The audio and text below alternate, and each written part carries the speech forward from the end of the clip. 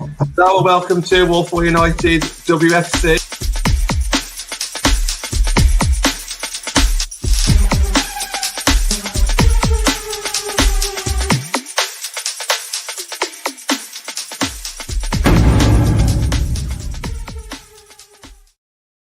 Hello and welcome to Walpole United with me, John Foster, MUFC. What a night last night. I really hope that you saw it all on Twitter. We retweeted it. We put loads of content out yesterday. It was an absolute amazing night. If I could just quickly talk a little bit for myself, and then obviously I'll bring everybody in. Just for me, obviously been following the team since 2018, been going to matches since 2019. We've had some great moments. I've had some great moments with the guys, and we've had some wins. But for me, that was the best result that I've ever witnessed inside a stadium. It was only 1-0. I'm not, there's been a bit better score lines, but 1-0 at Arsenal midweek when we was really up against it. No one probably thought we was going to win. It wasn't behind closed doors. It was a game that we attended. Arsenal fans were giving us a bit of aggro, trying to take the mick out of our songs, copying some of our songs, and it just had everything that game. Blackstenius and Tobin came on, and Russo was the one who scored. It was just, for me, that was the best night, I think, that I've had regarding Man United women's team. So, absolutely amazing. We're going to get into it. We wasn't planning on getting into this. We've had this show lined up for about 2 or 3 weeks. It was supposed to be a transfer show with Blackstenius. Obviously, things have changed. But we're going to get into Scandinavian talent. We're going to get into Risa. We're going to get into Blackstenius. But before we do all that, Natalie, welcome back to the show. I hope you've had a great week, a great few weeks off with your birthday. How you doing, mate? Yeah. It's been good. It's been good. And I mean, I was planning to go to that game, and I could probably count on one hand, maybe two, how many Man United women's games I've actually missed. And obviously last night I was devastated. I was happy I watched it because, you've always got to watch your team. Even when I was in America, I was watching it, Birmingham game. But I knew we were going to beat Birmingham. But, I definitely did think I was going to make it. Unfortunately, I got dragged into work, couldn't get out. I actually said, as long as I can make the last 10 minutes, I had something, and I had a feeling, I had that just belief. And I think if anyone's watched this team from where we started, and for Skinner getting his tactics, and, even sort of with what's happened with Blackstenius, for all that, I just had a feeling we've been playing pretty well. We're on the right track. So I thought if I could get to the last 10 minutes, I would have drove down and, missed half of the game just to watch the last 10 minutes. But the last 10 minutes is where it all happened. So I sort of was upset with myself. I didn't drive down, but it is what it is. Skinner, I think, said it really, really well. He sort of said, yes, we can be happy now, but this isn't what we're aiming for. If beating Arsenal is sort of the pinnacle, then we might as well give up, because that means nothing on its own, singular. It's about now semi-final, the final. We need to go and beat Spurs, So that's what I did sort of have in my mind. Yeah, it's going to be a top night, but the bigger games are to come, and I've got them ready, and I'm excited for them. I think it's great. I think what it's done is give us confidence, it's give us a bit of belief, not just around Skinner in the future, but also actually potentially winning the trophy now as well. And it's easy to say that after you win one game, but it's not just one game, is it? It's the fact that we've won 4 games, kept 4 clean sheets, and then go to Arsenal in their own backyard and doing them the way that we did. But that wasn't a fluke. That wasn't a fluke yesterday. I tweeted it out. We battled really hard to keep them away from our goal. I never thought to myself, at one point we're going to concede here. It was getting a bit edgy, like about 70 minutes in. I was getting a bit more possession. But even though Beth Mead had a lot of the ball down that one side, I still never thought, oh, that was a close effort. Oh, they should have scored there. I really felt that our defence blocked all the crosses, blocked all the shots. So, I've got so much confidence now. I'm thinking, okay, Chelsea away. I want to do them next time. I want to go down to Kings Meadow and do exactly the same thing. But this is obviously when you win one game, you get excited. Mia, coming in, mate. Just thank you for coming back onto the show. First of all, how are you doing, and what were you just your thoughts on last night? Yeah, I'm good, thank you. I'm a bit tired. It's been an eventful week, to say the least. But I mean, yeah, I actually, yeah, I had two screens last night. Watching both games, Chelsea and West Ham, and then Manchester United and Arsenal. But to see, I'm not surprised that Manchester United got away with the win. I might be the only one, but I'm not surprised. Well, what is it about that? Is it because you've seen something happen in the last couple of months where Skinner's the way he's playing, the way the players are reacting, or everyone's still learning? We as fans, we're learning what this new team's all about, because that's what it is now. We're a new team. It's not the old team of last season and the season before. This is a new way of playing, new personnel as well, to some extent. Is it just a build up now for you, Mia, where this is kind of coming to fruition?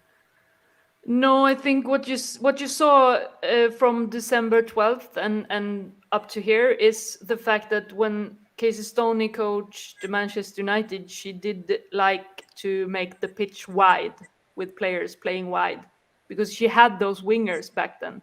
Then Manchester United lost the wingers, and then you have these amazing players in Ella Toon, you have Vilde Risa, and then you have Lucy Stanifort.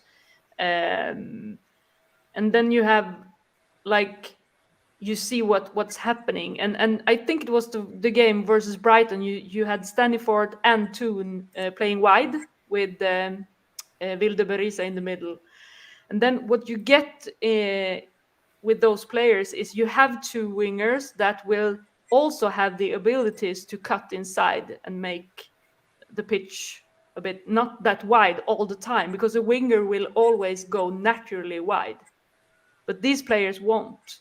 And then you have a player like Vilde Berisa who can make those runs. I actually saw something like, you have four players in the box when the ball is played in. All of a sudden, there's players everywhere in the box, and they are red. And a couple of weeks before that, you didn't have the players in the box when the ball arrived. But all of a sudden, you have that. And then you have a player like Hayley Ladd, who can make room for Katie Sellem to go further up the pitch and do what she's best at. So I think right now, I think Manchester United will be a very hard team for any team to play against. Well, just bring you in on this one as well, and then obviously we'll get into a bit of detail as well, because I could talk to Mia all day. If she's a fan of Skinner Ball, then I'm sure I could speak to Mia all day about this and the tactics and all this behind it, and I want to get into it. But Phil, first of all, thank you for coming back onto the show. We had a great show a few weeks ago on the Monday night. It was a cracking show. Just your thoughts on United in the last 5 games. We spoke about it before we came on air. It's pretty much 15-0 on goal average across the past 5 games. Just what are your thoughts? What's this team turning into now? Yeah, momentum is a curious thing, isn't it, John? When a club has it, you look at Arsenal. Arsenal were beaten all before them there coming up to Christmas. And then they come out of Christmas, they lose to Birmingham, the team at the bottom of the table. And then Manchester United go out and thrash Birmingham 5-0 the following week. And that, to me, was hang on a second here, not 1-0, not 2, 5-0, like a team that Arsenal had struggled to break down the week before. And then all of a sudden, you see that away tie in the Conti Cup. And the great thing about the women's game, John, is that the cups still matter. I never feel in the men's game anymore that the League Cup and the FA Cup that anybody cares. Ever since United pulled out and went to the World Club Championship 20 odd years ago, Arsene Wenger started putting in reserve teams, and all of a sudden they stopped mattering. But there's so few games in women's football because there's only so many teams in the top flight that every game actually matters. Everybody wants to win the Conti Cup. I remember when Gura Reiten was contesting the final with Chelsea, and this was brilliant for her. She thought this was great, getting to a League Cup final in England. So to see there was actually something that mattered at stake last night, and to see Manchester United go away. And I'm not a Manchester United fan, right? But I can imagine what it feels like when there's a smash and grab against Arsenal. But not only that, the better team on the night, as you said. If you look at the statistics, Manchester United created more chances, they had more shots on goal, they conceded more free kicks, and that tells me that they wanted it more. And, you know, again, Mia's an absolutely brilliant analyst of the game, right? She's a fantastic tactician. She sees these things happen. And that being able to play that slightly narrower formation and not leave the pitch wide open. Because if you play with 2 in the middle, even when you play with 3 in the middle, if you leave too much space, teams will run all over you. And that's what Skinner ball seems to have become now. Is hang on a second, we're capable of making the pitch more compact so they don't get run through like a hot knife through butter as they did maybe at times last season under Casey Stoney. So I think, especially now after the Christmas break, momentum is a huge thing in football. And okay, Chelsea have 2 games at hand. There's Connor saying, "Oh, you've no idea the scenes yesterday. My voice has only just come." But that's probably why Connor isn't here tonight. He probably still can't speak, you know. But to have that momentum now coming in, they're taking on Chelsea. Arsenal are a little bit stuttery at the moment. Chelsea haven't actually played. That was their first game, I think, in over a month last night. Now, okay, Pernilla Harder gets a hat-trick. They do still have great players. But when you have that on your side, I'm starting to think that anything is possible. Yeah. Go on, Nat. Yeah. I just wanted to say, like, it definitely felt like that. And I mean, I know Mia sort of said who really felt that Man United were going to go, because I think Arsenal had signed Stina, Tobin was back, Leah Williamson, they signed the girl from Brazil. And then we're sitting there maybe probably expecting Stina to come. I know you came on, Phil, and we were talking about, oh, Stina would fit in at Man United. I think she would have. But I just feel like, just watching it as well, Man United had a lot of chances. There was, I mean, John, you were there, but I think Man United could have been up in the first half. Definitely, Bo Risa came on, and that added a bit of different dynamic to us. And then she had a shot, and you know, everyone go and listen to Mia's podcast with Vilde, because she talks about taking more shots, and you know, the one just trickled past the post, and I thought it was basically in. But you know, Stina came on, and she was good. Stina, I thought. I mean, this is just as a new. I think she was good. She did hold it up, but I feel like Millie Turner sort of had her a lot. You know, she tried to turn her, she couldn't do it.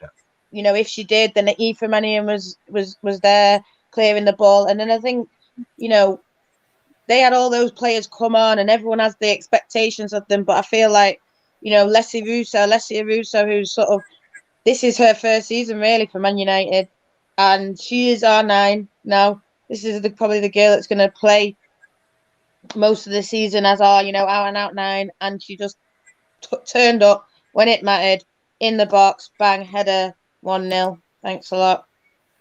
And you know, it was I think it was even Vilde who won who got fouled for the free kick. So, you know, I just feel like our subs made that difference. Our players, it was a team, you know.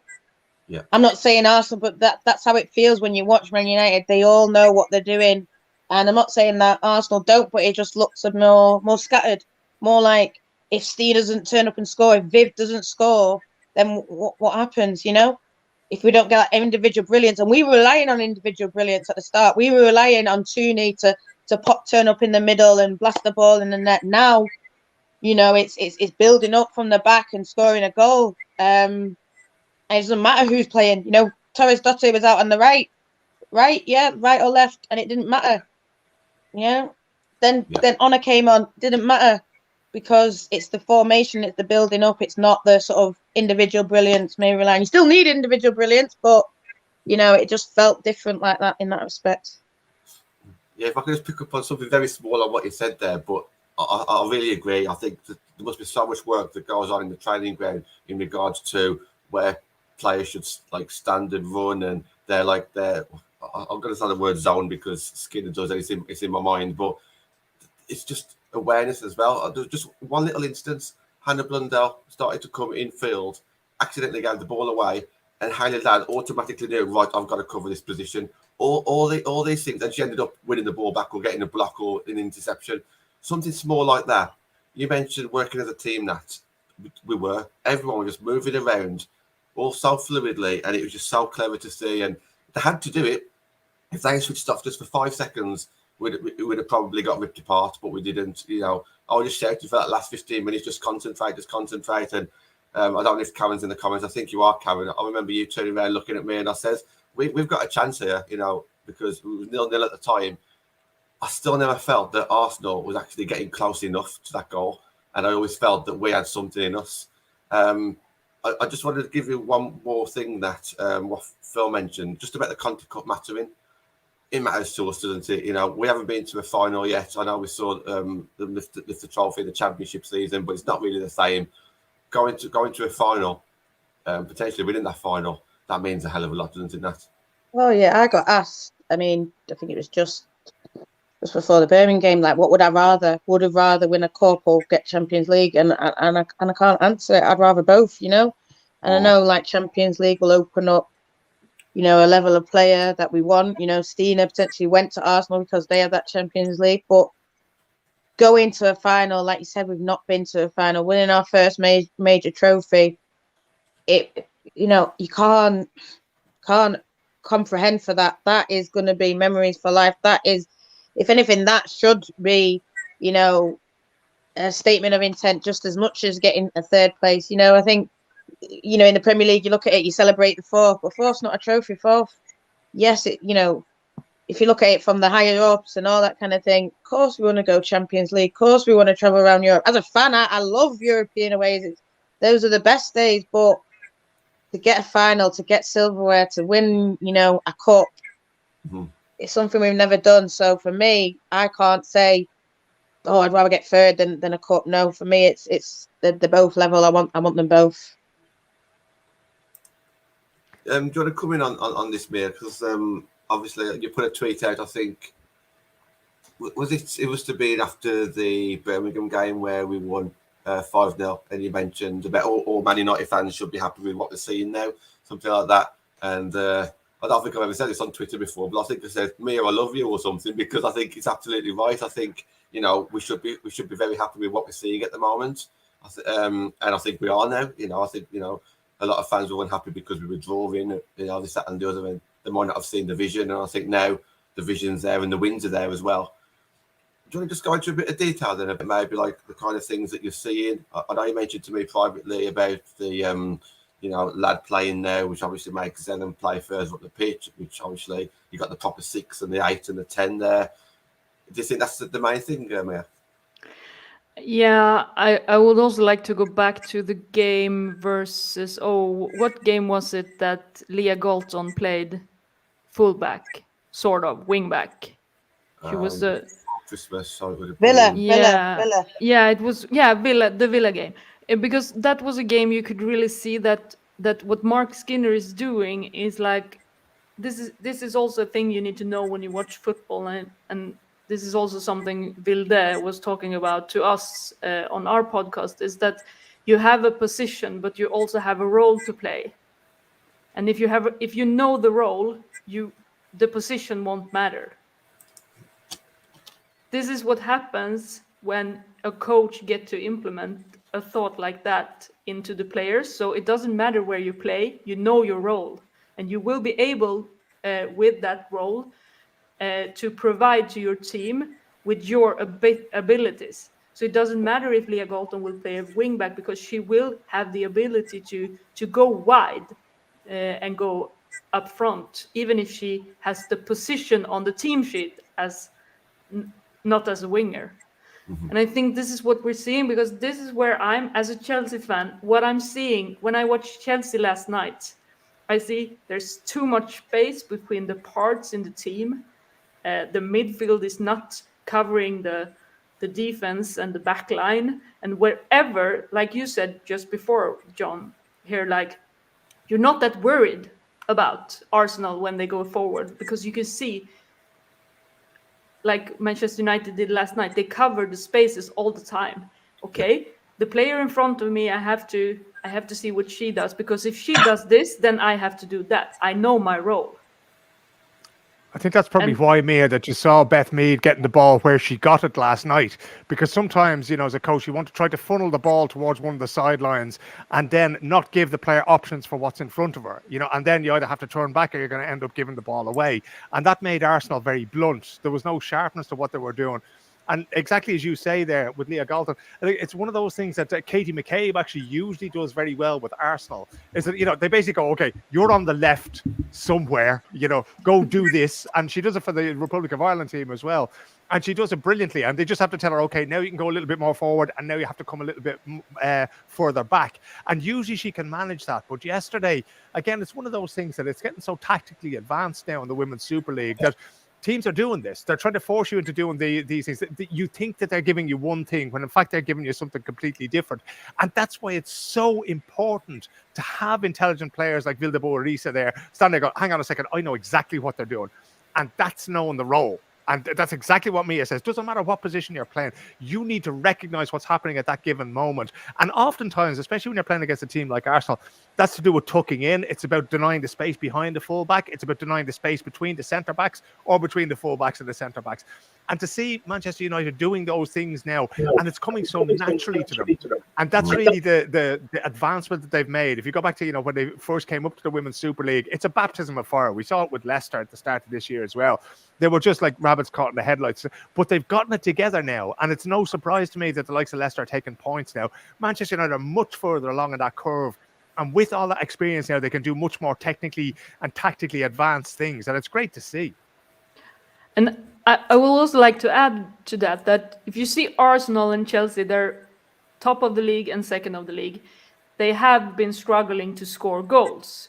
Because what they are doing is that they trust the individual quality of the game, and they play like they always do.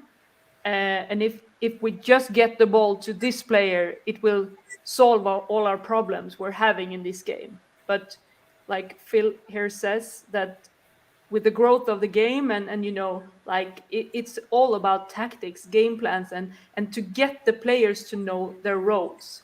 In our team, you will have this role. No matter what position you play, this is your role.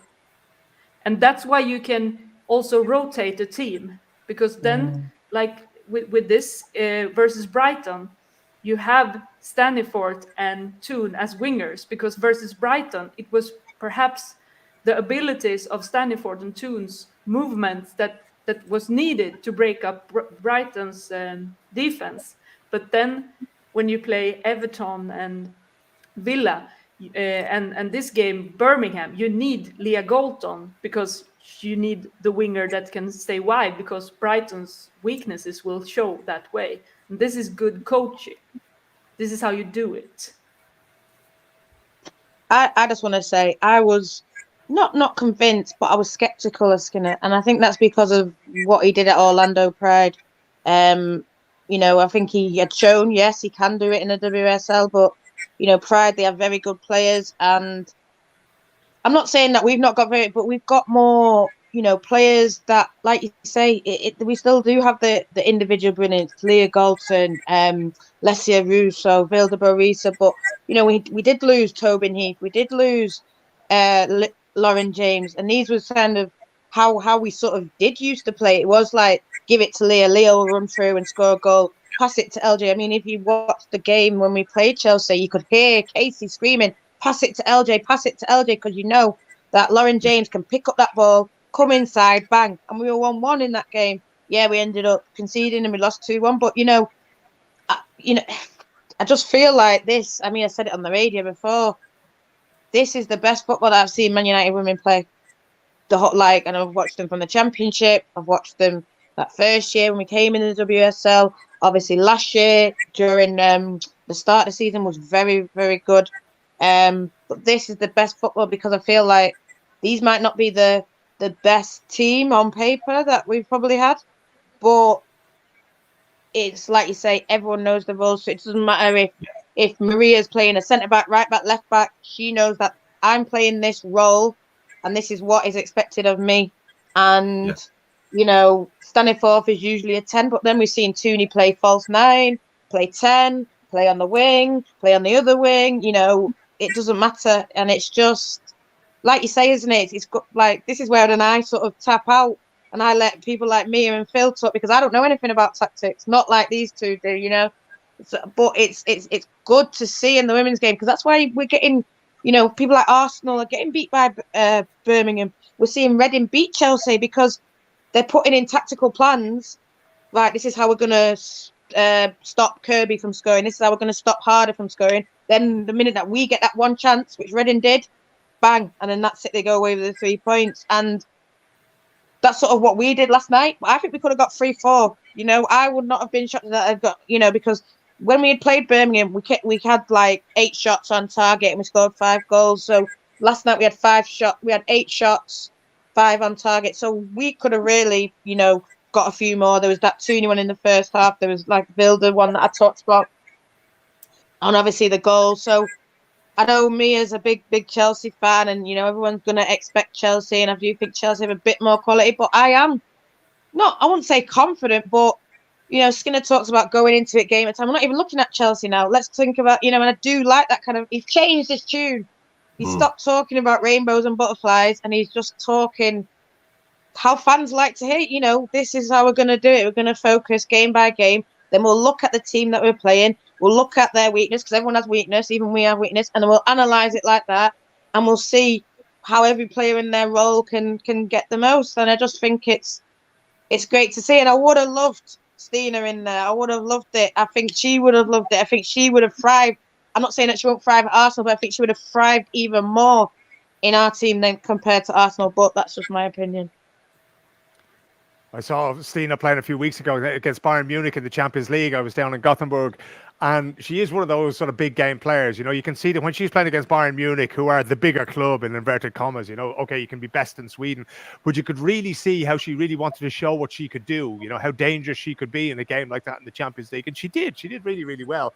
Now, Hecken got absolutely hammered, but it's fascinating to see, because the last time, John, you were saying there that we booked this show because this was going to be the end of the transfer window.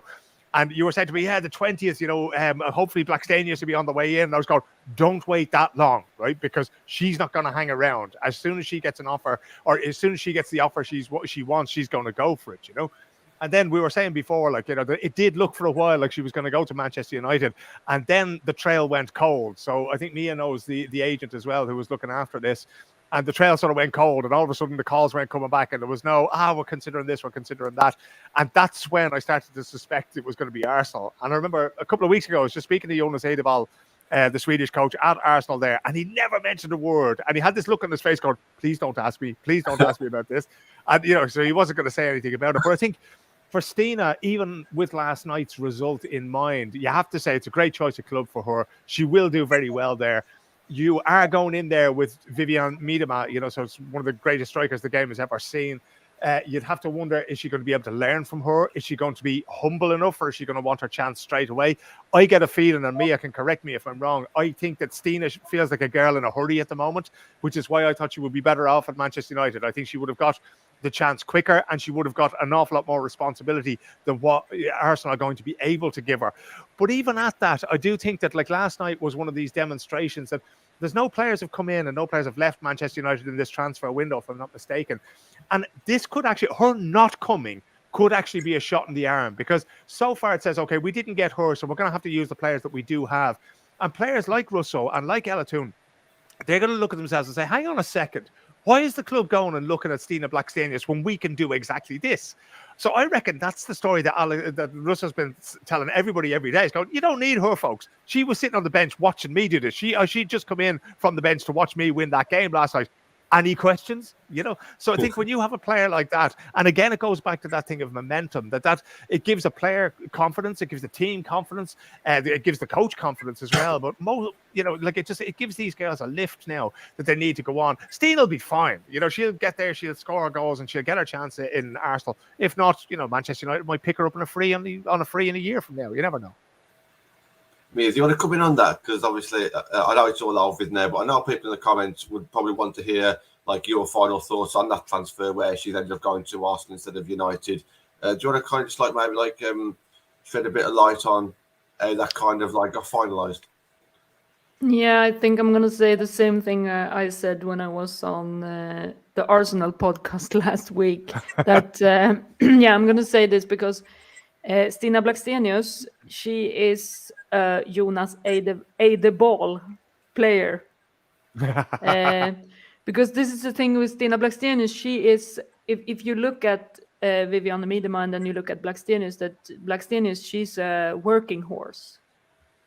And she is, Peter Gerhardsson in Sweden, he used to describe her as one of Sweden's best defenders. And he often shows clips when he is going to explain how Sweden play ball right now, is that it often starts off the ball with Stina Blackstenius. So I think this is where Jonas Eidevall is heading with Arsenal. He wants to play high press, and Stina Blackstenius will help him do that. But where that leaves Viviane Miedema, I don't know. I'm not good enough to say or not say that they can't play together. But I think in that case, Stina Blackstenius is a perfect match with Arsenal. But I do think that if she had come to Manchester United, she would have been a starter from the beginning. She would have gotten the chance. She would have had the chance to not come in like for 20 minutes each game. She just would have jumped straight into it. And I mean, players are different, but I think that I could have easily seen her slot in to Manchester United. That's what I'm saying. Yeah. Thank you for tuning in, everyone. We're halfway through the show, 30 people watching live, so please just hit the thumbs up, share this. It's great to have two very knowledgeable people on the show. And that's not me and Nat, by the way. I'm talking about me and Phil there. It's great to it's great to have you on. We get you on for a reason, because we want to learn ourselves, and obviously you know these players for a very long time, so it's great to get your feedback. And I want to speak a little bit more about Risa before we move on to potential transfer signings and transfer talks as well. So yeah, Phil, just coming on this one regarding Risa. I know we've mentioned her a little bit on the show already. And kind of link it in with like Mia's tactics as well. So, you know, I think she is a Skinner player, even though she wasn't necessarily chosen by Skinner. I think we were speaking at the start of the show about what she brings to United and how she hasn't even started a Man United career really, and she's like took over the United fan base, and we want to see her play, and she could come so close yesterday. She's already scored and assisted already this season, and just what's your thoughts on what she could potentially bring to United?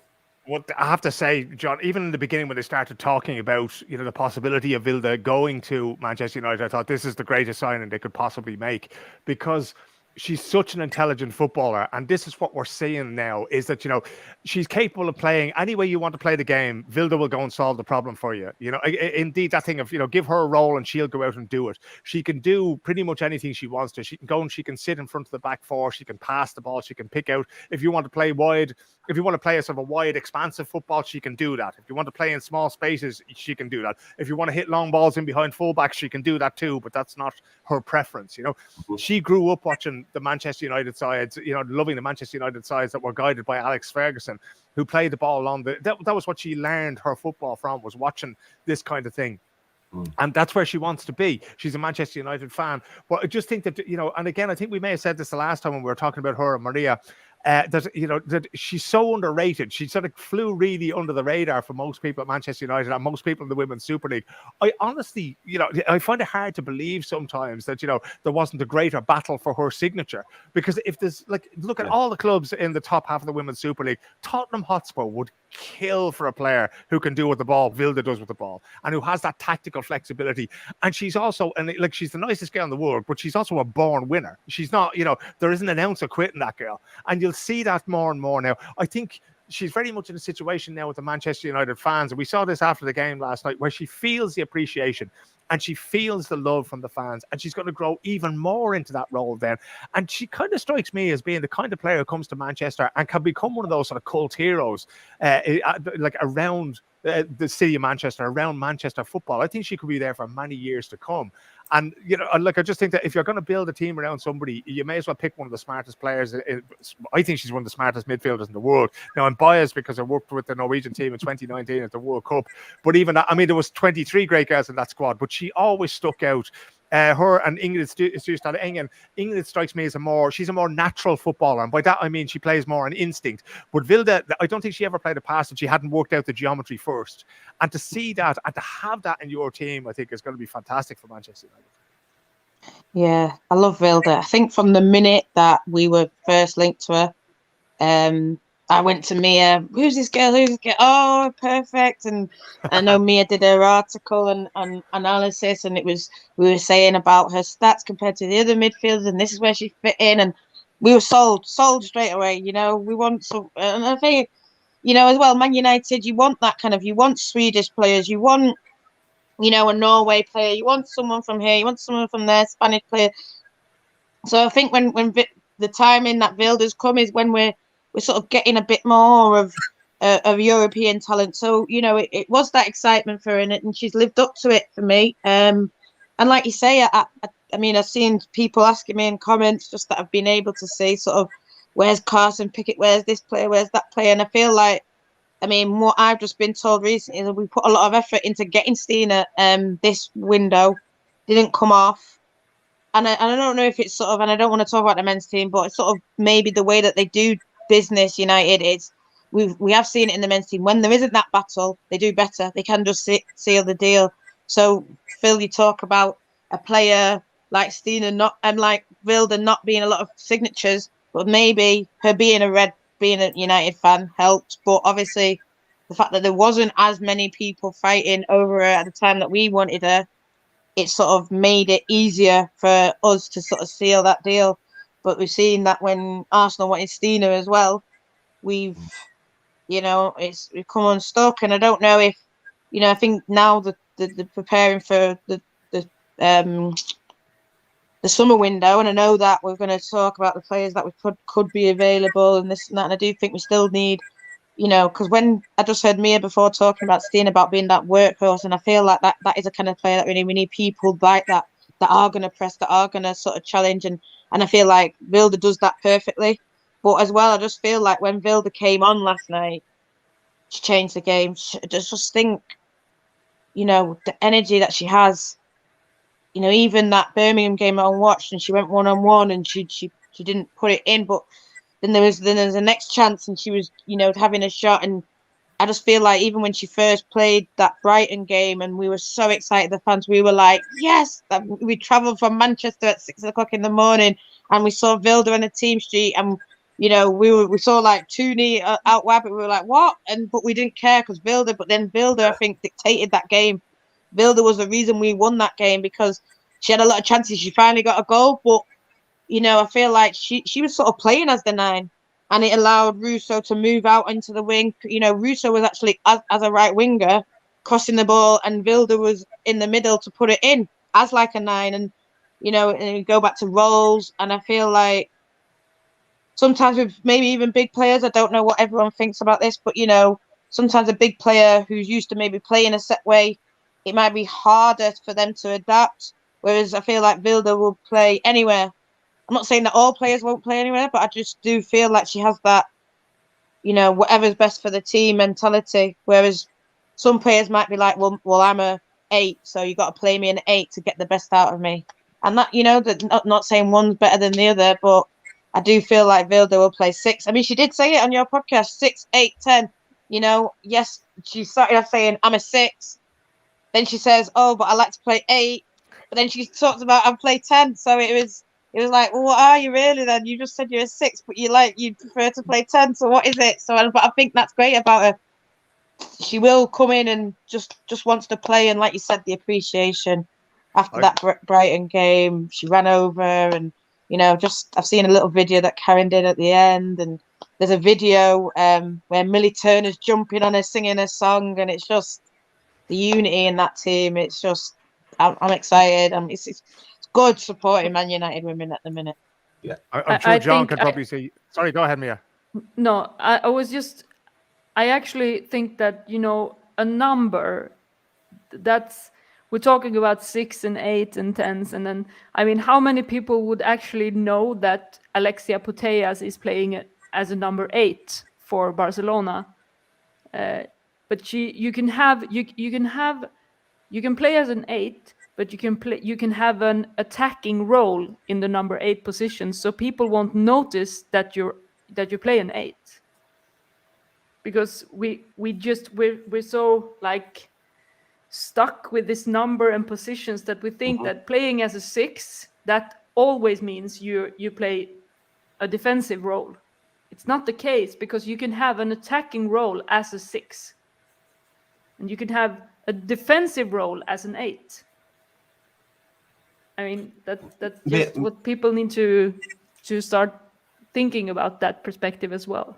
you said something very similar to what I said just a few weeks ago when I said the formations don't particularly bother me, whether we play a 4-2-1-3 or a 4-3-3 or whatever you want to call it. It doesn't really matter. It's about where you are on the pitch at certain times of play, like passages of play. So, you know, you might play forward at the back, but how often do you see forward a straight line at the back? It's you know, very rare. And I think it's very fluid now. And I think going back to a point that was made in the first 10 minutes of the show, I can't remember who mentioned it, but I think Nat's kind of mentioned the way that we're playing now is just a lot more intelligent. I think under Casey, you know, it worked, so it's not an issue, but it was very much, okay, give the ball to Leah Galton, let her run with it, because she's like our best player to run with the ball. Whereas now, I think players are learning and they're being taught a lot more. And I think so long as you're an intelligent player and you can grasp and you're still learning, I think you're going to go far in this team. Phil, I know you wanted to say something a little earlier. What was it that you were just going to say, mate? Yeah, it was just that thing that we haven't really seen a whole lot of Vilde like as an out-and-out number 10, as an out-and-out playmaker of the team. And like over the years I've been watching her, I haven't seen that much of her in that position either. But something tells me that if you can move her up the pitch, say, take the bottom 6 clubs or the bottom half of the table in the Women's Super League, right? If you can imagine what she might be able to do by and they're often the teams that are hardest to break down because they're going to back home. You know, Birmingham are going to do it to you, Leicester are going to do it to you, Reading are going to do it to you. You know, they're going to make it really difficult for them. And you have one of the best passers in the game. You push her further up the pitch. And then instead of having Maria Thorstadottir in the defence at right back or centre back, move her up into the midfield, right? Let her be your destroyer. Let her go win the ball and then give it to somebody else. A Leah Galton on the wing or VBR in front of her. And that to me, then, it's the kind of thing that, you know, it's almost heresy for some coaches because they'll go to Vilde, you know, again, as Mia was saying, we get these very narrow ideas of what a player is and we stick a number on it and we go, okay, number 6, you're not coming over the halfway line, you know, number 8, you can go up but you can come back. Number 10, okay, do whatever you're doing, you know. But if we could see some sort of a chance, now it's too late in the cup competitions to start experimenting with things because now it really matters. You're not meeting lower level opposition anymore. You know, it's all to play for. In the league, though, I would love to see a situation where if there was that tactical flexibility to try it for just 20 minutes or half an hour at some point and let Vilde go up there. It might be someday when they're 2-0 up against Leicester, say, right? I go, you know what? Let's give this a crack now and let's see how this works out and see if there's anything worth building on, because I just think that her ability to see what's going to happen before it happens is something that you don't often get in a midfielder. You know, it's often, you know, it's a reactive position. I mean, you have to have eyes in the back of your head. Anybody who plays a position will tell you that. But somebody like her who has a sixth sense of what's going to go on, and by the time she's made up her mind, what she's going to do, it's often too late for the other team to do anything about it. But that's why she never gives the ball away, or she very seldom gives the ball away unless she's trying something really ambitious. And I really think that, you know, trying to bring that out of her, trying to extract that sort of attacking talent out of her, you know, because at the moment she's a really, really balanced player. But if to try to turn her into some sort of, you know, an attacking, like more of an out-and-out playmaker, I think that really might end up being her best position. Can I just touch back on, before we move on to anything, just what Mia said about we're very set in these roles. And I just think it's, for me, I think it's come from, I'm sort of a millennial child. And in England, I was brought up on 4-4-2. And, you know, Gary Neville was our right back, and that's all he did. He went up and down, up and down. He didn't drop, you know, like you see Trent now. It wasn't like that. It was very up and down, up and down. And, you know, Keane and Scholes. Keane was the destroyer. Scholes was the attacking one. And then obviously Giggs on the other side. And I feel like that's what we're used to in England as well. I feel like everyone played that 4-4-2. And I feel like we're just coming now. I'm just getting used to what a 4-3-3 is, you know, because I'm so... in my mind as a child, I was just 4-4-2, and now we got this 4-4-3-3, and I've just got used to that. And then Skinner's doing 4-2-3, and I'm thinking, no. That when he starts doing 4-2, then I'll get confused. Then I'll just give up. I just want you to win. But you know, I think that's what it is. We're very set on, and I mean, I'm like that because I'm used to seeing Leah run down that wing, and when I wasn't seeing it, you know. And it did take a bit of time, and we're seeing it a bit more. But when you don't see it, you think, what's going on? Why is, you know, that's what it felt like, stifling like one of the better players, because Leah Galton on the wing is like magic to me. You know, she can run with the ball. No one can beat her. You know, she can beat 5 people and score. And, you know, I think we're starting to see the best of Leah now. I think that all the girls have sort of, maybe they weren't, you know, I think, like I said, you look at what he's done in the game, you're not overly impressed. But he's brought everyone around, and I think he's just letting everyone be free in a way. They can play their game. They can, like you say, as long as you know your role, you can express yourself to your best ability. And like you say, Brighton, it clicked, and we never looked back. We've mentioned wing play a lot on this podcast, and to be fair, over the season we've mentioned it. So I just want to hear Mia's thoughts on it, because you mentioned it yourself, Mia, about wingers when they pick up the ball and start coming in field. And this doesn't need to be like out and out wingers like a Hansen or Galton. This could be a Lucy Stan or anyone who plays on those sides. What does it actually bring to the team, Mia? Because for me, I look at it as you're basically, if you're coming into heading towards the centre back, so you're coming in, you're dragging the centre backs away to potentially create space for other people to run behind. That's one advantage. That's what I kind of look at. Where do you kind of see the positives of when Galton cuts in or when Hansen cuts in, as opposed to just running down the wing?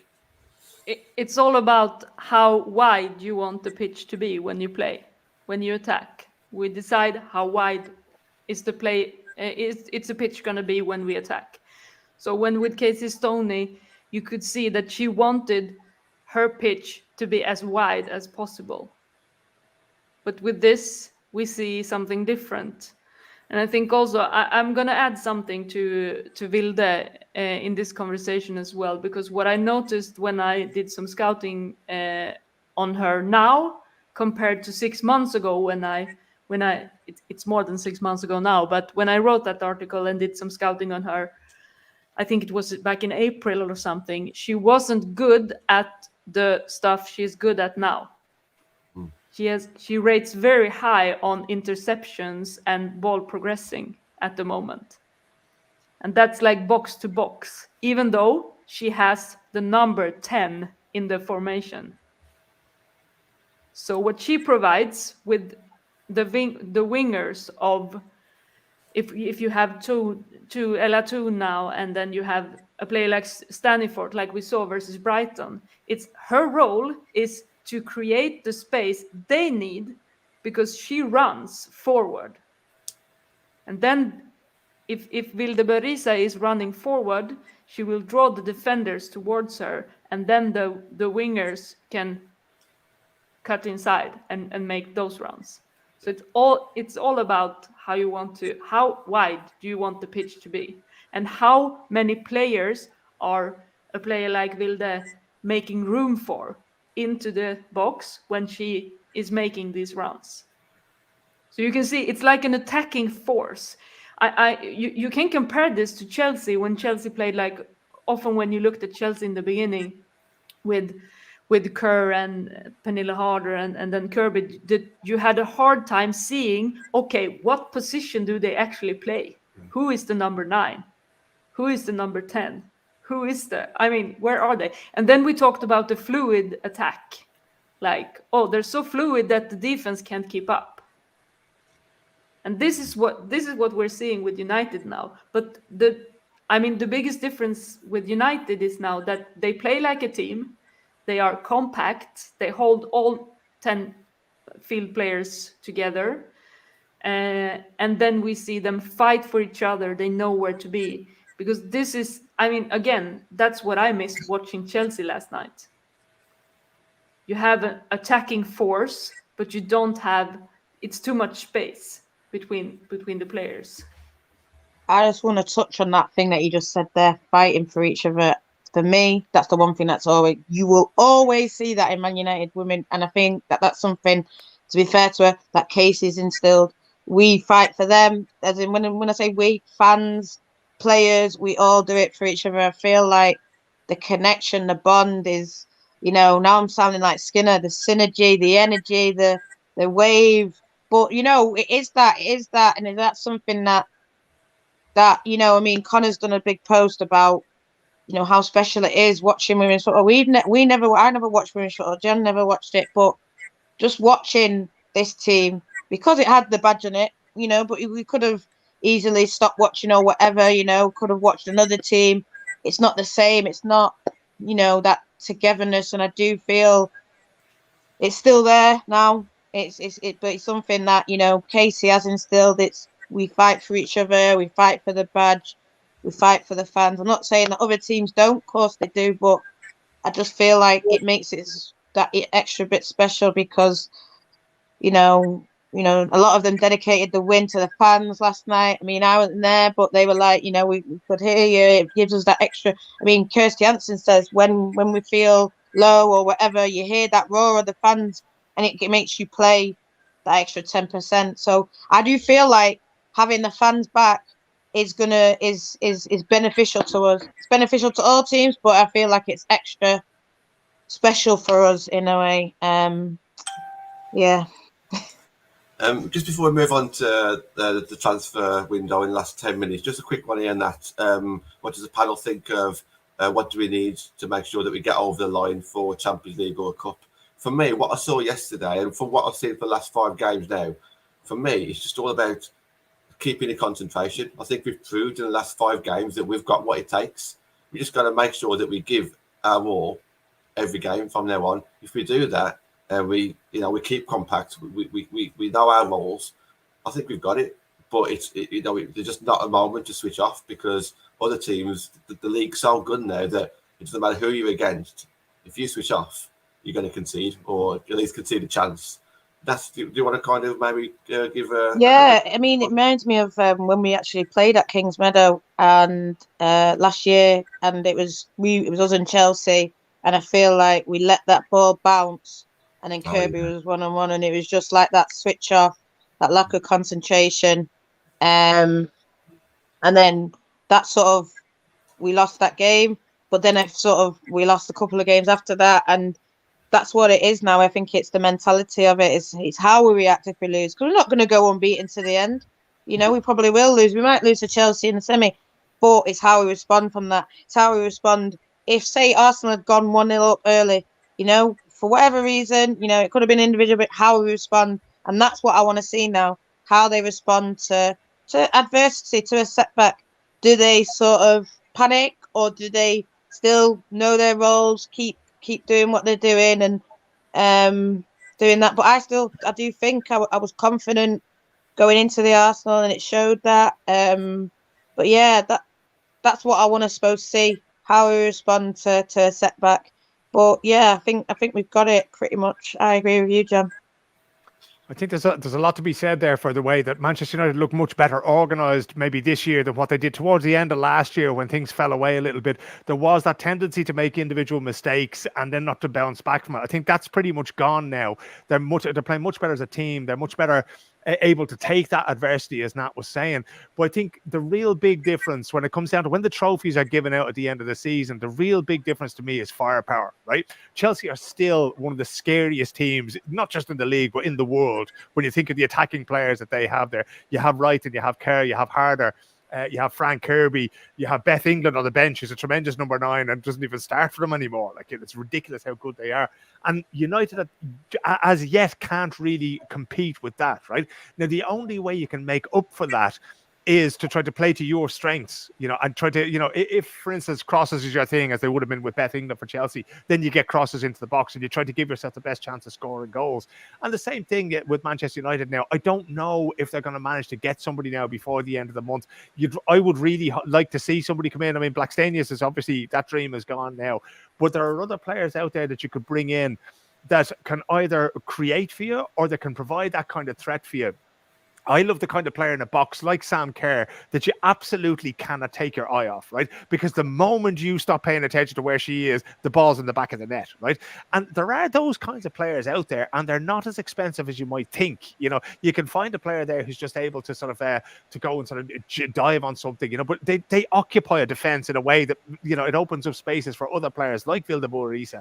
So that's really what I think that United are. So if they want to really make it into the sort of the top 3 of the league, and if they want to be in FA Cup finals and Conti Cup finals, I think that's the thing.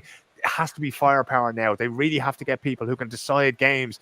Russo did it last night and did it brilliantly, but you got to have, you know, it's almost getting at the stage of the league now where you need 3 or maybe 4, maybe even 5 players who are capable of that moment of brilliance that can win a game for you.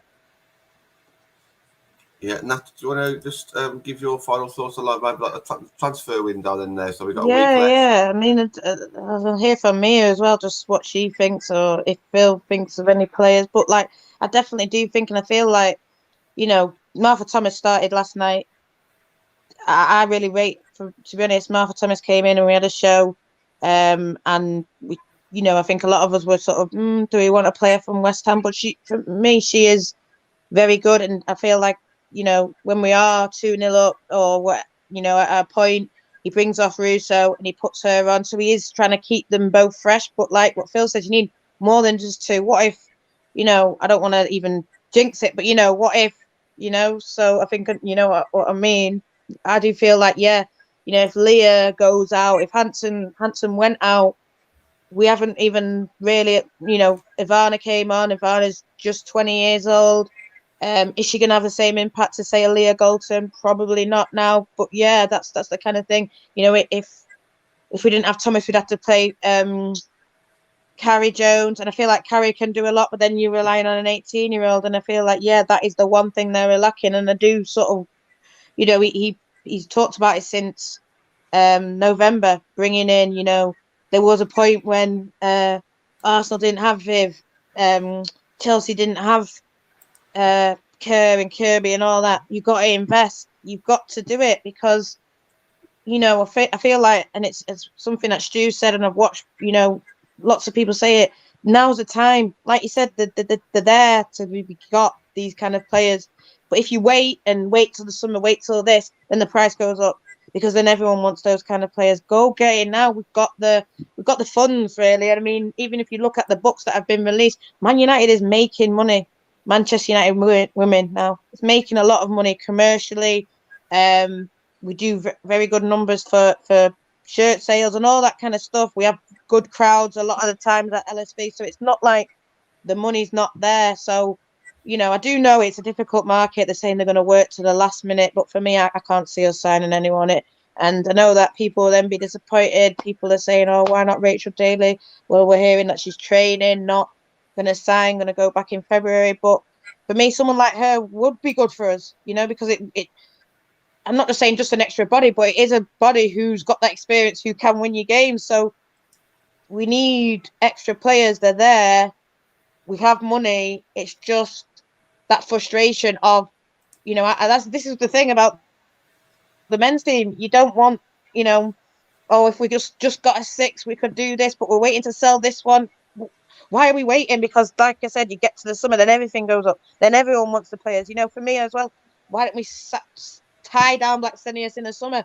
Tie her to a pre-contract something. I don't know. I don't know if you can do those kind of things. But, the minute you wait, then XYZ, other people come to the table and it's gone. But that's just, it's a frustration that I've had with Man United since the Glazers joined, since we had Jose and he made comments about it, whether you like him as a manager. Then Casey's left.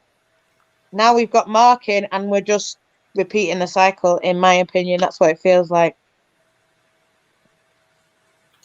Yeah, Mia, Phil, do you want to come in on that in the last few minutes? Just like your thoughts on potential transfers or maybe transfers in the summer. Any Scandinavian players you think might come to WSL or potentially fit United? Mia, do you want to go first on that? Yeah, I think this is a hard one as well because I feel like, yeah, a number 9 that can score goals is very important, but you have a lot of players scoring goals at the moment because you have adapted. You have made them adapt to a play and a plan and their roles because they have to score goals because you don't have a proper number 9. So I'm not sure. I'm actually not sure that. Was it you, Phil, that said like, yeah, it was no Stina Blackstenius. Now it's up to us. Now it's up to you guys to fix this.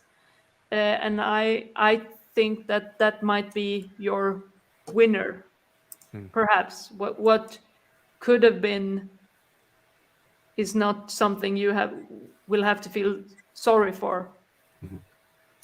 I think one of the players that I was thinking of there, just had to check on my phone there. There's an Irish striker called Amber Barrett who plays for Cologne in Germany.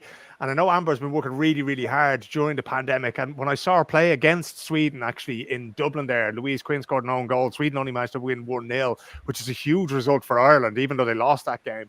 And then they went away and beat Finland. But Amber looked really, really sharp to me. So that's the kind of player that, you know, now, again, this is no disrespect to Amber, but she's sort of flying under the radar, I would say, of an awful lot of clubs. And she's a number 9, lads. She's going to get stuck in there. She's going to be in the box there. And she's the kind of busy player, the kind of annoying player to mark. And she will pop up and get you a goal. But the one I thought of, Mia, and when I started playing in the Champions League, Johanna Rytting Kaneryd in Häcken. Yeah. Now, here's a winger, like, you know, the kind of winger that has been loved at Old Trafford since time immemorial, right? Just exciting player. She brings players out of their seat. She can score goals. She can create goals. But more than that, you know, she's just this agent of chaos. And I love them, you know, and I love that kind of player that not only does the opposition not know what she's going to do when she gets the ball, you don't even know what she's going to do when she gets the ball. And if you have a player like that, she strikes me as maybe not being the finished product. I think Bayern Munich could sort of deal with her. You know, they managed to deal with her reasonably well. But, you know, you throw her in there as a wild card and it can open things up for everybody else. Now, her contract situation, I know that at Häcken now, before Stina Blackstenius left and before the girls signed for Brighton, there's 2 girls went to Brighton there, that there's been talk behind the scenes that all is not well there. They might be one of the top clubs in Sweden, but everybody's not happy. So it might be possible. And the other thing that we've seen, clubs are prepared to pay transfer fees for good players, which hasn't, you know, this is a relatively new thing in the women's game. So if they're willing to pay a few quid for Connery, go find her, bring her there, you know. I mean, that might be on its own, it might be enough of an investment and enough of a commitment to say, you know what, let's just, the number 9s we have, the centre forwards we have, let's just work with them, throw her in there and see how far you get on it, right? I don't think United are going to win the Women's Super League. I do think they have a good chance. You know, there's only a couple of games left in the Conti Cup. Go for it. I mean, why not? It's not, you're not talking about life-changing money. This is not like, you know, in the men's game where people throw away hundreds of millions on a striker like Lukaku and then leave him sitting on the bench, you know, but invest it judiciously. And then the last sort of, you know, track I go down is Iceland is producing an incredible amount of players. I'm not going to come with any names, you know, but there's so many good young female players coming out of Iceland now that's worth looking there as well. That's a sort of an untapped market for the WSL. They tend to come to Norway and Sweden, a few of them in Denmark as well. But I do think that might be where we find, you know, the next big thing. Do you want to come in on that one, Mia, before we bring it to Nat to wrap up the show? Yeah, I think Johanna Rytting Kaneryd is an exciting player, and I kind of forgot about her because she is not a proper number 9, but I think she's I mean, if you look at her, she is like a Sofia Jakobsson player. She's great with the ball at her feet. The movement she got, I think this is, if she plays for Häcken this whole season, she will be, like we say in Sweden, she will grow out to become a world-class player, I think. I was going to say blomstra, but then she would bloom. Yes, very nice. She would bloom. That was the word I was looking for. I'm a bit tired in my head. I can't find the words in English. No, it's fine. Don't worry. Say the words in Swedish. We'll translate. No, but listen, I just, that's what frustrates me, because you're talking about this girl at Häcken and if she stays at Häcken, I feel like, well, you know, for me, I feel like our summer, other than Stina, there was, you know, we got Hannah Blundell, we got Aoife Mannion, we got Martha Thomas. We weren't happy, but we weren't as excited, say, when we signed Tobin and Kristen. But if you look at those 3 girls compared to those 2, you know, Martha Thomas has 3 goals, 1 assist all season. Kristen Press got 4 goals. I mean, I know it can take different. She's coming to England. She's never been in England before, but I just feel like, you know, we wait for me now, I'm of the opinion of forget the Steeners, the big names. I'm not saying forget them totally, but go for like a look at what Everton's done. They, you know, I know you were really excited with Benison and Bjorn and etc. Just go for it, you know. And like you say, if Everton can drop six-figure sum. I don't know why Man United can't, and I just feel like you say, it's nothing really, is it, Phil? 100,000 is nothing really in the Do you know grand what, scheme Nat? of everything. We're still at the stage in the women's game of Moneyball, right? There's still value out there. There's so many great players out there playing in Africa, playing in European leagues, playing in clubs that are sort of unpolished diamonds. And again, this is the hard part for the club, is to actually go and find them. And I saw there's a great shout there. Somebody was saying that they should make me a director of football there at Manchester United. I think that's a brilliant shout altogether, because nobody knows the game better than she does. But to go and find those players shouldn't be the hardest thing in the world. And like I was saying with Amber Barrett, you're probably not going to have, if you can keep it discreet, you're not going to have too much competition, because Skinner has now shown that he's capable of putting a system in place that gets the best out of these girls, So, I mean, even we're probably not ending the show on the same high that we started it, John, but I still think there's an awful lot to be positive about at Manchester United at the moment. Yeah, 100%. And look, I really enjoyed this show. That's great to have you back on. Just like a final word for yourself then. Obviously, the transfer window is pretty much done and dusted, so we don't need to end the show on that one, but maybe just end the show on what we actually witnessed yesterday, and Chelsea upcoming in that. Let's end the show on a positive note as we go in the Conti Cup. Positives, yeah. I think we can go there. I think like the next game, Spurs, I think we can beat Spurs. I don't want to sort of come out. I mean, I think at the end, after the game, we were a bit bold in saying, I did a little stream saying, come outside, Man United semi-finals now. But I'm not going to say, we're going to beat Spurs X, Y, 5-6. But I am confident again. I do have that belief in them, and I do feel like we will go and beat Spurs. And then that's sort of us cementing that third place. And, even if sort of maybe a player sees, or whether the club sees, that we are moving in the right direction. It's always, even something that Skinner said was so close. I feel like, just like you say, even those two names that we've mentioned, just even if yesterday's performance is sort of shown, just give me that trust, give me that belief, just to drop a bit, and then it'll carry us through to the end. But even if not, because I do feel like there's some good youth talent in Man United, not just Carrie, but further down we've got the FA Cup, where, like what Phil said, we can experiment things, bring in some youth players, and I feel like Russo might have felt, everyone's talking about Stina. Well, this is my show, this is my town, this is my club, and she's really something that we missed last year, and she's really she is showing herself as our number 9, and she'll get as many goals probably as Stina. Why not? Let's do it. Look, thank you very much. As always, 1 hour just isn't long enough, is it? It just flies by. We've covered so much, and there's still so much more we can cover. But Phil, Mia, thank you very much for coming on. Really enjoyed it. I can see it by the viewing figures, and everybody in the comments, they've enjoyed it too. So, Mia, thank you. Please shout out your podcasts and everything, where people can find you. Yeah, I know it's not a United player next week, but I think you should listen anyway. It's their pitch, and you will find it where all podcast is launched. So just search for their pitch wherever you're listening to podcasts, and listen to it, and give me feedback. And Amanda as well. Hi, Amanda. I know you're looking, and on Tuesday we have Hannah Glass from Bayern Munich on. Fantastic. I'm not going to shout anything out to do with myself. I'm going to just say exactly what Mia said, right? Check out their podcast. It's absolutely brilliant. I know the girls have put so much work into it, and this is the start of a new project. You have to remember that they're working for a Swedish outlet doing stuff in English. So, if Manchester United fans out there, fans of Manchester United women, want to hear about all these players, all these great Swedish and Scandinavian players, you want to get on there. It's their pitch, Amanda Zaza. You should know that. You're part of it. Their pitch, pet. So get that. You'll find it on Spotify. You'll find it everywhere. Another great Swedish invention. But yeah, definitely it's worth a listen. And the two girls are doing great work. And long may it continue. Awesome. Thank you very much, guys. Nat, I'll see you in person for the first time in a while up at Tottenham game. So looking forward to that one, Nat. Get back to LSV and start continuing to win some games. Thank you to everybody in the comments. Thank you again, Phil and Mia. And we shall see you again very soon. Thank you, guys.